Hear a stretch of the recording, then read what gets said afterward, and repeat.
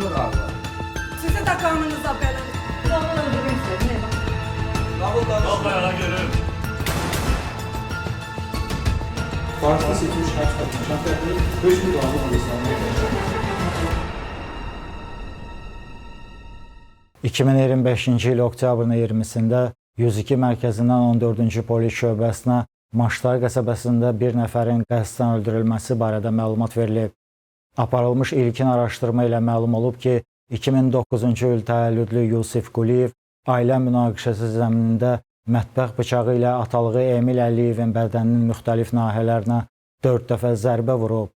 Hadisədən sonra 102 mərkəzinə zəng edən qadın oğlunu qorumaq məqsədi ilə həmin şəxsin küçədən bıçaqlanmış vəziyyətdə gəldiyini bildirib. 21 oktyabr 2025-ci il tarixli baxış keçirilməsi protokolundan görünüb ki, hadisə Maşlar qəsəbəsi Daş Karxanası küçəsində yerləşən nömrəsiz fərdi evdə baş verib. Qonaq otağında döşəmədə üzü yuxarı uzanıqlı vəziyyətdə 1980-ci il təvəllüdlü Emil Əliyevin meyidi aşkar edilib. Sabunçu rayon prokurorluğunda Cinayət Məcəlləsinin 120.1-ci qəsdən adam öldürmə maddəsi ilə cinayət işi başlanılıb. Məhkəmə tibbi ekspertizasının rəyinə görə Emil Əliyevin ölümünə arteriyanın zədələnməsi nəticəsində baş vermiş kəskin xarici qan itirməsi səbəb olub. Qanında 0,74% qatılığında etil spirti aşkar edilib. İstintaqla müəyyən edilib ki, oktyabrın 20-si saat 20 radələrində 2009-cu il təvəllüdlü Yusif Quliyev anası Təxminə Abbasovanı atalığı Emil Əliyev tərəfindən döyüldüyünü görüb, işlətdiyi nalayiq ifadələrə dözmədiyi üçün mətbəxdən götürdüyü bıçağı belində gizlətib. Yaşca böyük olduğu üçün Emil Əliyevə gücü çatmayacağını düşünüb. Həmin şəxsin stulda arxası ona tərəf əyləşdiyini görüb. Yaxınlaşaraq sağ bazu və çiyin nahiyələrinə 4 dəfə zərbə vurub. Bu hərəkət ilə Yusif Quliyev zərər çəkmişi qəsdən öldürüb. İş üzrə dindirilmiş Yusif Quliyev bildirib ki, atası Zahid Quliyevi anadan olduğu gündən görməyib. Sonra atasının bir neçə dəfə ailə həyatı qurduğunu, ondan başqa 7 oğlu və bir qızı olmasını bilib. Anası ilə birlikdə babası ilə yaşayıblar. Nənəsi ilə babası vəfat edəndən sonra hazırda yaşadıkları ünvana köçüblər. Bir müddətdən sonra anası iş yerində tanış olduğu Emil Əliyevlə faktiki nikah münasibətinə girib. Emil hər gün spirtli içkilər içib, narkotik vasitə olan marixuanadan istifadə edib və anası ilə səbəbsiz yerə dava edib. Hər dəfə anasını təhqir edəndə dözməyərək onunla mübahisə edib. Oktyabrın 20-sində dostları ilə oynamaq üçün küçəyə çıxıb. Saat 20 radələrində qaydanda anası ilə atalığı evdə olublar. Emil içki qəbul edib, anası isə mətbəxdə yemək bişirib, keçib yataq otağında uzanıb. Birazdan mübahisə başlayıb. Qonaq otağında Emil anasını vurub. WhatsApp tətbiqindən görüntülü xalasına zəng edib, baş verənləri danışıb və ona Emillə anasının dalaşdığını göstərib. Anasının döyüldüyünü qəbul etmədiyindən atalığını öldürmək qərarına gəlib. Mətbəxdən bıçağı götürərək geri qayıdıb. Həmin vaxt anası yerdə uzanıb. Emil qadına ayağı ilə zərbələr vurub. Üzərində bıçaq olmasına baxmayaraq onunla üzbəüz gəlməkdən qorxub. Emilin stulda arxası ona tərəf oturduğunu görüb fürsətdən istifadə edib. Yaxınlaşıb kürəyinə zərbələr endirib. Aldığı zərbələrdən bir qədər qapı tərəfə gedən atalığı yerə yıxılıb. Anası qışqıraraq nə etdiyini deyib. Dərhal əlindən bıçağı alıb. Anası Emilə tibbi yardım göstərməyə çalışıb. Birazdan onun nəfəsi kəsilib. Ağzı ilə gözləri açıq vəziyyətdə qalıb. Daha sonra anası 102 mərkəzinə zəng edərək Emilin küçədən bıçaqlanmış halda gəldiyini və evdə ölməsi barədə məlumat verib. Bundan sonra o velosipedini götürərək 14-cü şöbə əməkdaşlarının qarşısına çıxmaq üçün qəsəbədə yerləşən ticarət mərkəzinin yanına gedib. Evdə polis əməkdaşlarına anasının yalan məlumat verdiyini və Emili bıçaqlayıb öldürdüyünü bildirib. 25.005 60-33 nömrəli cinayət istintaq hərəkətləri ilə bağlı şübhəli şəxsin ifadənin yerində yoxlanması istintaq hərəkəti həyata keçirilir. İfadənin yerində yoxlanması istintaq hərəkətində iştirak edir deməli şübhəli şəxs Quliyev Yusif Zahidoğlu, qanun nümayəndəsi Abbasova Təxminə Təhməz qızı. Deməli Yusif Quliyev baş vermiş hadisə ilə bağlı ümumi qısa formada nəql edərdiniz, hansı formada baş verib hadisə? Mən anamı döyürdü, mən də bıçaq vurmuşam, 2 zərbə. Harda baş verib hadisə? Baş verdiyi ortaqda da. Ünvan olaraq. Ünvan Daş çayxanası Sərovun arxası. Hansı ərazidə yerləşir? Daş çayxanasında. Hansı ərazidə ora? Daş çayxanası yeri. Ümumi. Ümumi Hansı deyirlər qəsəbədə yerləşir? Bakı. Yaşadığınız ünvan necə gedir? Daş çayxanası deyirlər bizə. Həmən ünvanı göstərə bilərsən bizə? Bəli. Baş vermiş hadisəni geniş formada təsvir edə bilərsən? Baş vermiş hadisə ilə bağlı, yeri ilə bağlı nə deyə bilərsən? Saat 9:30-da Efası Aha, nəyə gəldi? bunu göstər. Aha, gəldi. Getdim otağıma. Uzandım biraz. Evdə kim var idi? Evdə anamla ögey atam var. Atanın adı, ölçü atanın adı nədir? Emin Familyası? Əliyev. Aha. Hansı ilk olarak hara daxil oldu? İlk olur mən getdim evə. Buyur göstər. Gəl.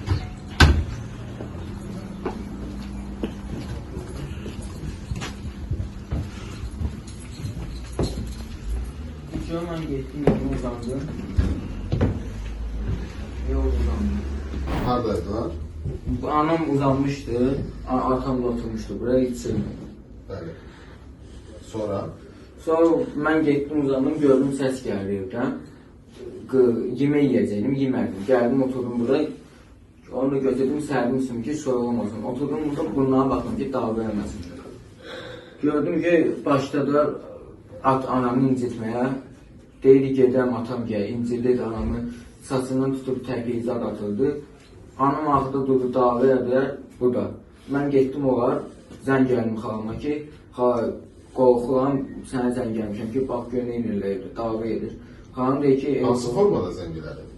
Ağlamaq formasında, ağlayırdı. Yox, mobil zəng, görüntülü. Yəni, mobil zəng, görsətdim. WhatsApp üzərindən? Bəli.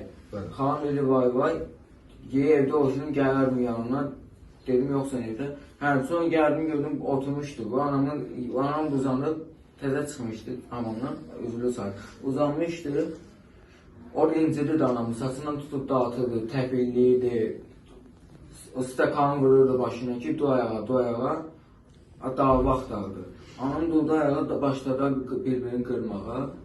Mən də qorxdum, getdim otağıma, yandım orada. Zəng gəldim, dayıma, xalama, bacıma zəng gəldim ki, qorxuram ki, yanımda kimsədən danışım ki, dedim ki, qorxmayın. Danışdım, xalama zəng gəldim, xalamla danışdım, adboy verdim. Bu mən çıxdım buradan belə, getdim mən plamoyum, onlar bir-birini qırırdı. Getdim kuxnaya. Göstərsənəm. Buyurun. Gəldim, buradan bıçaq götürdüm. Hardan götürdünüz? Buradan bıçaq götürdüm, qoydum burama. Getdim düz otağa. Bıçağın əlamətləri barədə nə deyə bilərsən? Bıçaq əlaməti nətər? Dəstəyi nə rəngdə idi? Dəstək kaç rəngində idi, dəmiri də o zəngində idi. Aydındır. Götürdün, hara qoydun? Götürdüm bıçağı, qoydum buraya, getdim otağa. Yəni getdim buradan düz otağa. Getdim belə otağıma. Getdim orada telefonuma baxdım. Belə gəldim, telefonuma baxdım. Saat neçə idi? Saat onun yası belə. Onun yası idi. Gətirdim buradan qırırdı. Mən də bıçağı burada dayanmışdım xalanın yanında. Bıçağı ölmüşdüm. Burada stol belə idi, belə oturmuşdum. Kim?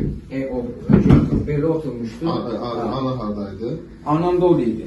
İçəri vururdu. Mən də o moment bıçağı çatdım, 2-3 dəfə vurdum bədəninə. Ondan sonra qasa getdi var. Bıçaq hansı əlində tutmuşdun? Bu əlində. Hansı əlində? Sağ. Sağ əlində tutmuşdun. Bəli. Sən onu zərbə indirərkən o səni görürdü? Yox. Anidən vurdun? Hə. Arxadan. Vurandan sonra anan gördü? Sən ona zərbə indirərkən anan gördü? Qışqırdı, anam gördü, aldı əlimdən bıçağı, harasa bilməm. Zərbə indirməmişdən qabaq üzərindəki bıçağı anan gördü? Yox. Zərbə indirəndən sonra nə baş verdi? Zərbə enində kimi qışqıra getdi var. Biraz belə əyri aşağı tutun qanı versən, getdi var, orada uzandı. Belə uzandı yerə. Orada da qırmızı palaz vardı, uzandı var. Sonra başladı ağrıda. Anam götürdü, yordu. elədi ki, dayansın qanı, amma dayanmadı qanı. Sonra qoydu. Sən haradaydın həmin vaxt? Mən o otağımda dayanmışdım. Çöməkli göstərirdin? Yox. Mən qorxmuşdum, qaçdım otağa. Bıçağı neynədin? Bıçağı anam orada atdı, halasa bilmədim nə onda. Aydındır. Hə. Sonra nə baş verdi? Hə, uzanmışdı bu da, anam ona dəsmalzad, ağrıydı onun üçün, dəsmalzad elədi, təmizlədi elədi, yer bütün qanlı. Sonra yerini uzandırdı, hə, su zat verdi anam ona. Beldiğin zaten bütün yer qanlıydı, hər yer qanlıydı. Bütün yer qanlıydı, hə. Anam ona su verdi, gördüm da səsi gəlir, mən gəldim ona su verdim. Sonra sakitcə uzandı yerinə, mən getdim o, mən deməyim ki, səsi gəlmir. Anam deyib ki, bəlkə ölüb, deyəm, yox, ölənməz, axı səsi gəlmir. Gördüm, nəfəs almır. Qap, bumbuzdur, əlimi vurdum, bumbuz. Anama dedim, anam eski, getdim anamı dozudum yuxudan, anam dedim, gəl gör, bu ölüb deyəsən, bu bumbuzdur bədəni. Anam gəldi, gördü, ağladı, elədi. Sonra baş verdi? Sonra mən qorxdum, getdim otağa, oturdum deyə bu yerdə. Bəli. Belə oturdum, başladım ağlama, əllərim titriyim, ayağım, hər yerim titriyirdi, ağrıyırdım. Anam dedi ki, dedim, psixologun zəng elək, dedi, yox. Qorxmuşum. Sonra mən dedim ki, mən polisə zəng elək, bilsinlər ki, vurmuşam da, heç də olmaz da. Zəng elək, götürdüm o telefonla, polisə zəng elək, 102-dən. Polis gəldi, mən də məcbətimi getdim, götürdüm, bayra dedim, məcbəti olardı.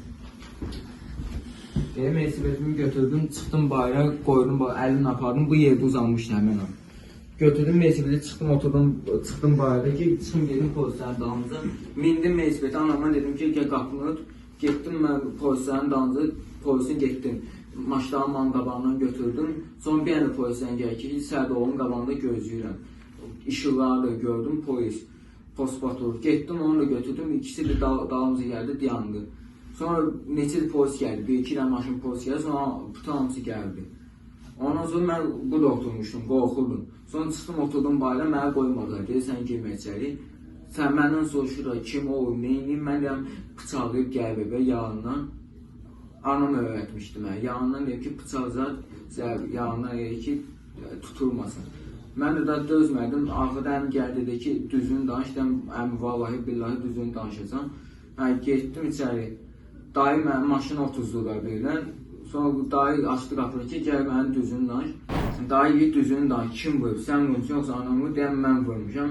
Anam deyib, aydındır, etiraf elədin ki, mən vurmuşam. Sən vurmuşsan. Bir suallar verəcəm, cavab ver. Hadisə nə vaxt baş verdi? Hadisə onun yazısı. Ay, tarix neçədir? Tarix 20. Oktyabrın 20-si. Bu hadisə baş verəndə, hansı ki evdə ata-oğlan, ananın arasında mübahisə olanda, Xunda mətbəx bıçağını götürməkdə məqsədimiz nə idi? Vurmaq idi.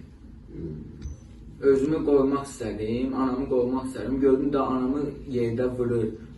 Az da anamı öldürəcəkdi, ona görə mən də bıçağı vurmam. Məqsədin nə idi onu vurmaqda? Anamı incirir, vurur. Yox, o səbəbi idi. Məqsədin nə idi? Vurdum da. Niyə, nə üçün? Anamı incirir, məni incirir. Aydındır. Vurmaqla nifrət idi. Yox, vurmaqla neyinmək istəyirdin? Xəsarət etmək istəyirdin, öldürmək istəyirdin? Xəsarət etmək istəyirdim ki, bir də eləməsin ki, gördüm da vurdum, verim, sağ dağcı, amma öldü. Aydındır. Sən ona zərbə indirərək o sənə müqavimət göstərdi? Yox, qasa getdi. Hər hansı zərbə indiribsən? Yox. Hər hansı xəsarət almışsan? Hadisə vaxtı içkili, narkotik vasitə təsir altında olmamısan? Yox. Emin Əliyev, amma deyirsiniz ki, həmin vaxt alkoqol içkilərdir. Hə. Törətdiyiniz əməldən peşmansan? Bəli, peşman. Məhkəmə iclasında Yusif Quliyev elan edilmiş iddiamız üzrə özünü təqsirli bilib. Qeyd edib ki, anası ilə o, Emil Əliyev tərəfindən şiddətə məruz qalıblar. Anası bir dəfə Emilin barəsində polisə şikayət edib, amma sonra qorxduğu üçün şikayətini geri götürüb. Hadisə günü o affekt vəziyyətində olduğu üçün qorxutmaq məqsədi ilə Emilə bıçaqla zərbələr vurub, çünki ona gücü çatmayacağını anlayıb. Zərərçəkmiş şəxsin hüquqi varisi Rinat Əliyev ifadəsində göstərib ki, Emil Əliyev onun qardaşı olub. O təqsirləndirilən şəxsə qanuna müvafiq cəza verilməsini xahiş edib. Şahid Təxminə Abbasova ifadəsində göstərib ki, hadisə günü işdən evə gələndən sonra sərxoş vəziyyətdə olan Emillə mübahisə edib. Bu zaman oğlu Yusif onu bıçaqla vurub. Hadisədən sonra qorxub bıçağı ambara atıb. Emilə tibbi yardım göstərsə də onun həyatını xilas etmək mümkün olmayıb. Yusif onu müdafiə etməkdən ötürü Emili bıçaqlayıb. 102 mərkəzinə yalan məlumat verməkdə məqsədi oğlunu qorumaq olub. Məhkəmə cinayət işinin faktiki hallarına əsaslanaraq hesab edib ki, Yusif Quliyevin Cinayət Məcəlləsinin 120.1-ci qəsdən adam öldürmə maddəsi ilə nəzərdə tutulmuş cinayət əməlini törətməsi sübuta yetirilib. Cinayət Məcəlləsinin 61-ci maddəsinə əsasən onun əməlində cəzasını ağırlaşdıran hallar müəyyən edilməyib. Cinayət Məcəlləsinin 85-ci maddəsinə əsasən yetkinlik yaşına çatmayanlara 10 ildən çox cəza müddəti təyin edilə bilməz. 2026-cı il fevralın 10-da Bakı Ağır Cinayətlər Məhkəməsinin hökmü ilə cəzasını ümumi rejimli tərbiyə müəssisəsində çəkməklə Yusif Quliyev 9 il müddətinə azadlıqdan məhrum olunub. 2025-ci il mayın 31-də Nizami rayonunda yaşadığı evdə 1991-ci il təvəllüdlü Rəşad Əmirov aralarında yaranmış mübahisə zamanı arvadına ağır dərəcəli bədən xəsarətləri yetirib. Nəticədə 2004-cü il təvəllüdlü Ləman Vəliyeva hadisə yerində dünyasını dəyişib. Ağır cinayəti törədən şəxs həmin gecə polis əməkdaşları tərəfindən saxlanılaraq istintaqa təhvil verilib. 1 iyun 2025-ci il tarixli baxış keçirilməsi protokolundan görünüb ki, hadisə Nəsimi küçəsi 32 mənzil 19-da baş verib. Yataq otağındakı çarpayda, başında, üzündə, sinəsində, qollarında və ayaqlarında çoxsaylı xəsarət izləri ilə 2004-cü il təvəllüdlü Ləman Vəliyevanın meyidi aşkar edilib. Hadisə yerində mərhumun əri, Şamaxı rayon sakini 1991-ci il təvəllüdlü Rəşad Əmirov saxlanılıb. Dünən gəlmişəm, gecə deyir, eşidib qonşular, üzbəyüzləri yuxarı. Hamı ki, qız kömək eləyin deyir. Kömək eləyin, kömək eləyin, kömək eləyin. Sonra səsi kəsildi, qavqaşıq sındı elədi. İndi də deyirlər, döyə-döyə öldürür qızı.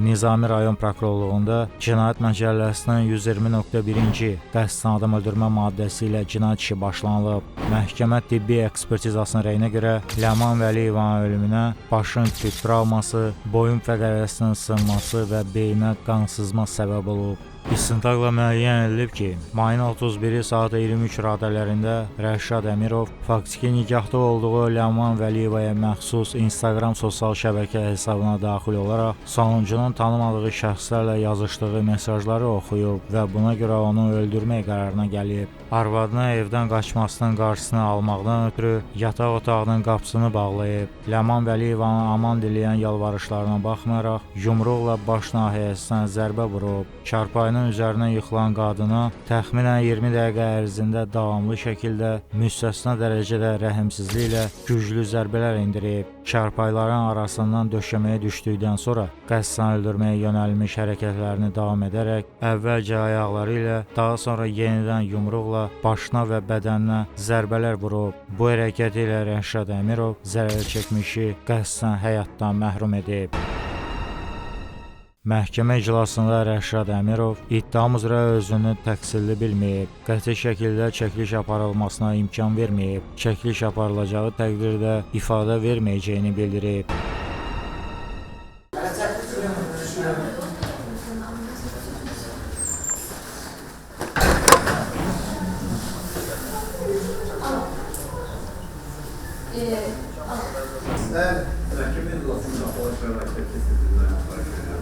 Görüntüyle bağlı işte çekilişler.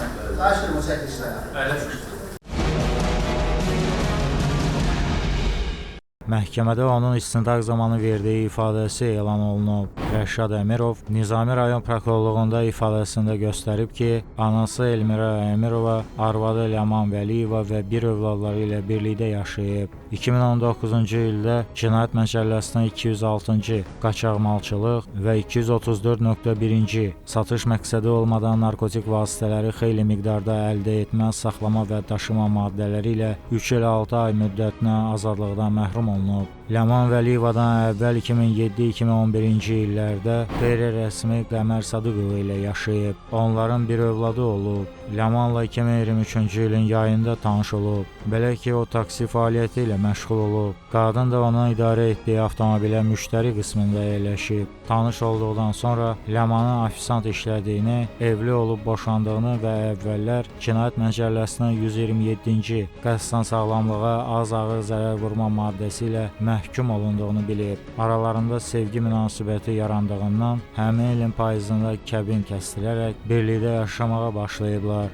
2025-ci ildə qız övladları dünyaya gəlib. Tədricən maddi sıxıntılar, bir-birlərini qısqanmaları səbəbindən münasibətləri pisləşib. Mayın 30-da baldızı Səbinə ona Ləmana məxsus şəbəkə səhifəsinin şifrəsini göndərərək mesajlara baxmasını deyib. Ayın 31-də günorta arvadının Instagram hesabına daxil olub ismarıcılara baxıb. Bir nəfərə yazdığı mesajları oxuyub əsəbləşərək Ləmanın üzünə sillə vurub. Cavab olaraq arvadı ismarıcıların bacısı Səbinə tərəfindən yazıldığını və sonuncunun yalan danışdığını bildirib.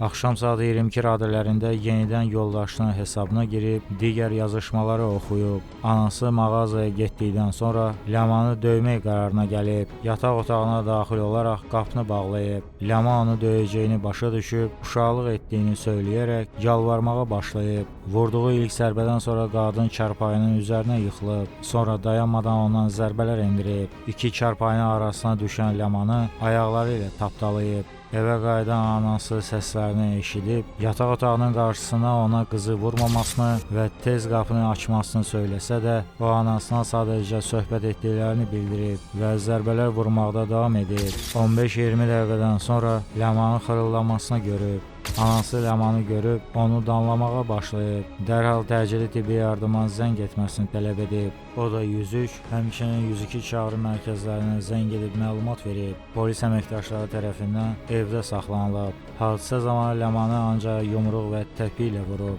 Bıçaqdan və hər hansı əşyadan istifadə etməyib.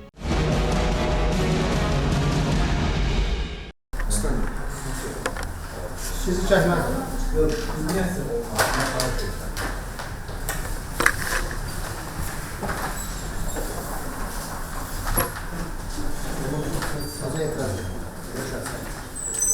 Vəliyeva Səbinə Mehman.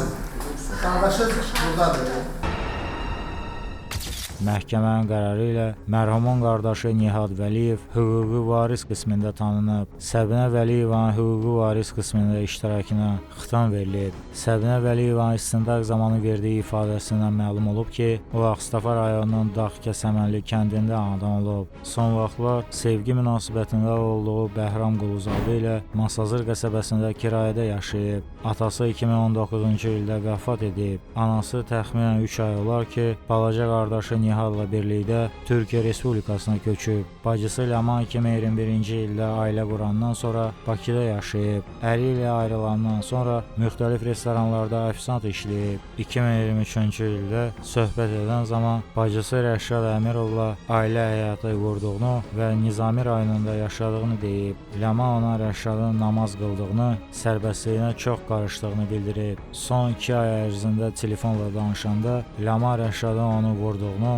aralarında mübahisələr yarandığını deyib. Mayın 27-sində Rəşad zəng edib onu söyərək arvadını pis yola çəkdiyini və bir daha görüşməmələrini bildirib. Həmin vaxt ərinin yanında olan Ləman da onu söyüb. Əsəbləşib Rəşada WhatsApp vasitəsilə yazaraq Ləmanı heç nəyə məcbur etmədiyini və bacısına ondan gizli Instagram şəbəkəsindən istifadə etdiyini deyib. Qəzəblənən Rəşad onunla yaşayan Bəhram Quluzadənin mobil nömrəsini istəyib. O da Rəşada ayın 21-də restoranda çəkilən foto şəkilləri, sonra Ləmanın Instagram şəbəkəsindəki yazışmalarını, şəkillərini göndərib. İyunun 1-də Rəşadın Ləmanı döyüb öldürdüyünü bilib.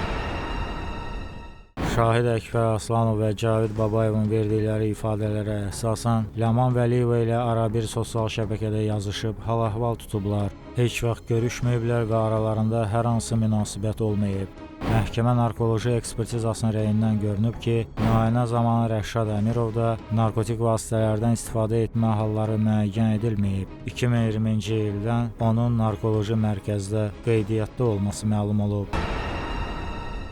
Məhkəmə qənaətə gəlib ki, istintaq orqanı tərəfindən Rəşad Əmirovun əməli Cinayət Məcəlləsinin 120.2.4-cü xüsusi amansızlıqla qəsdən adam öldürmə maddəsi ilə düzgün tövsif olunub. Ona həmin maddənin sanksiyası həddində azadlıqdan məhrum etmə növündə cəza təyin edilməlidir.